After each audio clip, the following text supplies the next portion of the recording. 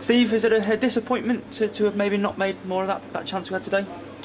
Yeah, especially with the game being on. I mean, full credit to the ground staff, Steve, and his helpers here who got the game on. I was delighted the game was on, but we just unfortunately didn't take advantage of today with other teams not playing. So that was disappointing. It's always disappointing when you lose, but overall I felt that today was more self-inflicted really than Welling coming and beating us. That early goal, was that one that kind of like ripped up all the ideas and the plans before the game? No, not so much the early goal. I think that just leading up to that, obviously we lost Kevin. Kevin had to come off. We were down to 10 men, and we just switched off for them, straight through, and they scored to make it 1-0. Obviously the second goal we could have done a lot better with. That's just down to a mistake. Those things happen.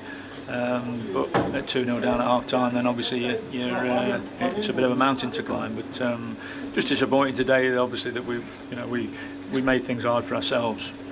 At 3-0 down, when it looked dead and buried, we then got the goal through the Davidson and Matty Taylor. First and foremost, I'd like to ask you about his performance there. He got the sponsors man of the match. Yeah, I mean, it's nice that Matty, as a striker, first game and scoring, he's delighted, but I'm sure that he would have sooner not scored and we'd won the game. But I'm sure he can be a hit here, and I think you could see perhaps the last 10 minutes he was struggling a bit for fitness because he hasn't played much, but he took his goal very well. It's just a pity that that wasn't the winner for us. Looking back, would you, obviously the goal came just after they'd got their third. Had it come and been 2-1, could you have seen the side getting something from the game?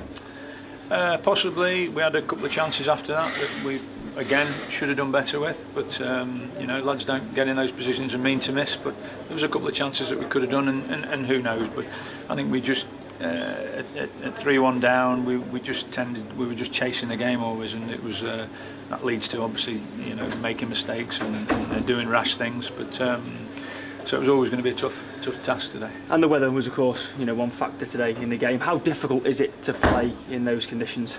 Well, it's the same for Welling, so and they adapted to it. I think we adapted okay to it. I think just basically, errors today that have made it harder for ourselves. I mean, we said to the lads at the end of the game, we can sort of help them as much as we can off the park and what have you. But obviously, when you go on that white line there, you've got to take that responsibility of not making mistakes. Players are going to make mistakes, I know that, but the situation we're in, we can't afford that. Game ended with a red card to Ross Killick today. No complaints from your side? No, not really. I mean, he's been booked, and then obviously the lads just towed it past him. And when you've been booked and you run the risk of another foul in today's game, you're going to get a red card. So no complaints. Obviously disappointed that we lose Ross.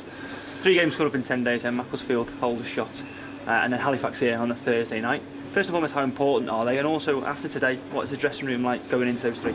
Well, I mean, the dressing room is very disappointed because I think, we know that we can do better, and we've seen signs over the last few weeks that we didn't show what we've done in the last sort of 3 games. So you're always going to be disappointed when you lose games. But yeah, the games are coming thick and fast. Took one away at Macclesfield, and then obviously the trip to Aldershot. But we'll just have to, regroup and look at 1 or 2 areas where we can maybe within the squad improve the team. That's all we can try and do.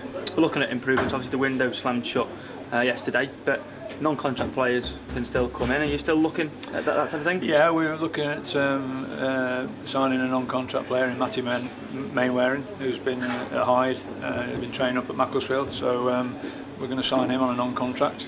He's a left-sided player, so hopefully he can add another addition to the squad. But we're at thin bare on the squad, so numbers are important. But after the week, obviously the window opens again, and then you can sort of wheel and deal again. But at the minute, the squad is where it's at, and we'll just keep trying to get the best out of them as we can. Could he be available for Tuesday night? Yeah, there's a good chance of that. Yes. Yeah.